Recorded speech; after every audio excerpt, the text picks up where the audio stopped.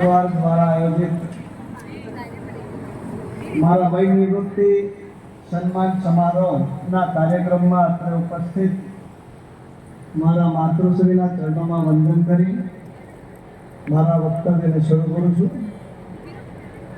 Dice પર બિરાજમાન આપણા કેળવણી મંડળના આપણા સૌના માર્ગદર્શક એવા માનનીય શ્રી અતુલભાઈ સાહેબ, મંત્રી શ્રી અલ્પેશભાઈ, સૌ આચાર્ય મિત્રો, પૂર્વ બોર્ડ સદસ્ય, ગેલવાન શાળાના આચાર્ય, એપીએમસીના પ્રમુખ એવા મુકેશભાઈ, આચાર્ય સંઘના પ્રમુખ મારા મિત્ર એવા હિતેશભાઈ, સંખેડા એસઆઈએસ અને ડીબી પારેખ શાળાના આચાર્ય ચિરાગભાઈ, ખત્રી વિદ્યાલયના આચાર્ય ફારૂકભાઈ, દ્વારકેશ હાઈસ્કૂલ બાદરપુરના આચાર્ય, તેમજ સૌ મારા આત્મીય પરિવારજનો, મારા આમંત્રણને માન આપીને જે બધા મારા બેન બનેલી ભાઈ ભાભી, મારા શાળા ધર્મેશભાઈ, ભાભી, જીજાજી, જિલ્લાની વિવિધ શાળામાંથી આવેલા સૌ આચાર્ય મિત્રો, મારા આમંત્રિત સૌ પાવી જેતપુર નગરના મિત્રો અને મારા હૃદય તેવા શાળાના સૌ વિદ્યાર્થી ભાઈઓ અને બહેનો,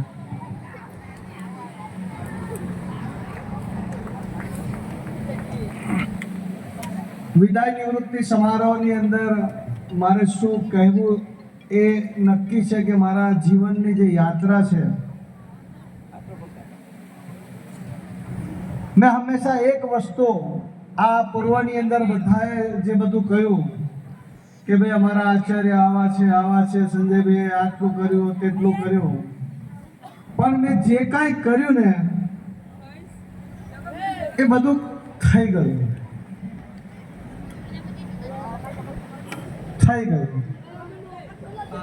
હંમેશા વર્તમાનમાં રહીને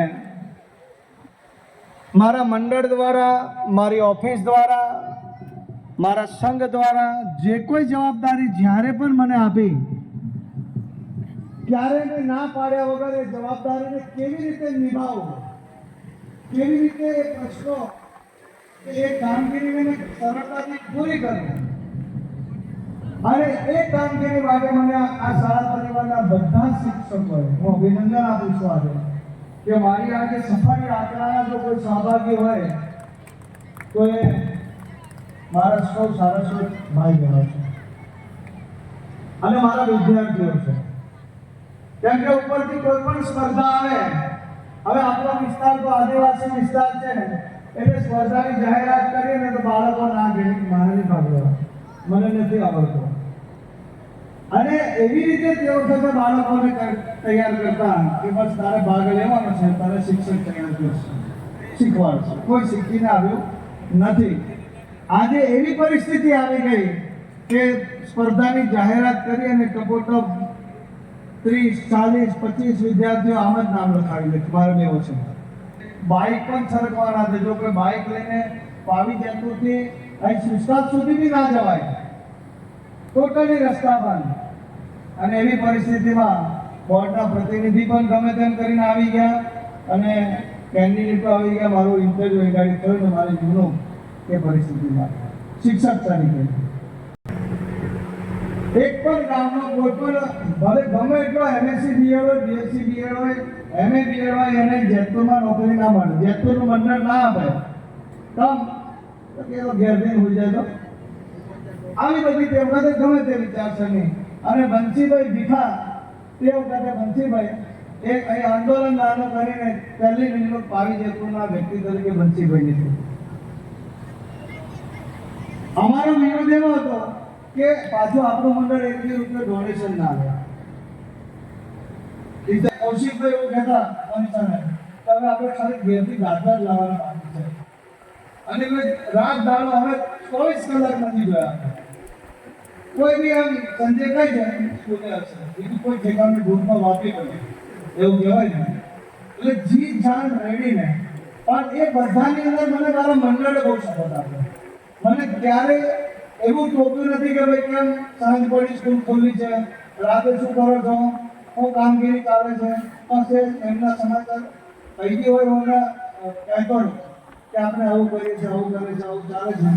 પણ અભિનંદન આપું આપતા કે યાદ કરું ગજુભાઈને, રોશન કાકાને ભૌતિક સુવિધા માટે જે કંઈ ઈચ્છા વ્યક્ત કરી એ બધી જ પરિપૂર્ણ કરી છે.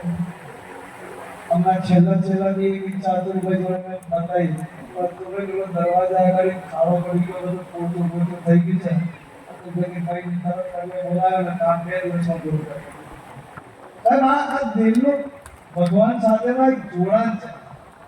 બાકી આજે પૈસા અને અતુલભાઈને સમય જ નથી. પણ હું મારા હવે જે કોઈ અનુગામી હશે એને મારી ખાસ વિનંતી છે કે નાનું હવે એક રીતે હું કાલે પૂછ્યું આમંત્રિત તો આવ્યા. ખૂબ સરસ મંડળે અને મારા શાળા પરિવારે ખૂબ સરસ આયોજન કર્યું. હું બધાનો ખરેખર ખૂબ ઋણી છું. કહેવું તો ઘણું બધું છે, પણ સમયાંતરે કહીશ. 2-4 બાળકો મળ્યા મને સાહેબ ના જશો ને મિત્રો નથી જવાનો, જો 31/5 મારો નિવૃત્તિ છે.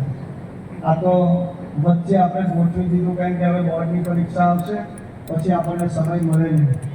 અને આ વખતે ધોરણ 10 અને 12નો 100% પરિણામનું આપણું લક્ષ્ય છે. એ લક્ષ્ય પણ હાંસલ કરવાનું છે. એટલે આપણે આ કાર્યક્રમ થોડો વહેલો ગોઠવી દીધો કે જેથી કરીને પાછળથી આપણને સમય મળે.